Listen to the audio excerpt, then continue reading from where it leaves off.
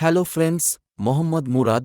Netaji sporting ক্লাবের ছেলেরা যখন ৭ জুন পাঁশকুড়া থানার অন্তর্গত মোহাম্মদ মুরাদ গ্রামে লোকনাথ বাবার পূজা ও শীতলা মায়ের আরাধনা উপলক্ষে ড্যান্স লাভার বন্ধুদের নাচাতে ও স্টেজ কাঁপাতে নদিয়া কৃষ্ণনগর থেকে অরূপ ড্যান্স একাডেমিকে নিয়ে আসছে, আর সঙ্গে যখন অল ড্যান্সার থাকছে, তখন তো ৮ থেকে ৮০ সবাইকে দেখতে ও নাচতে আসতেই হবে।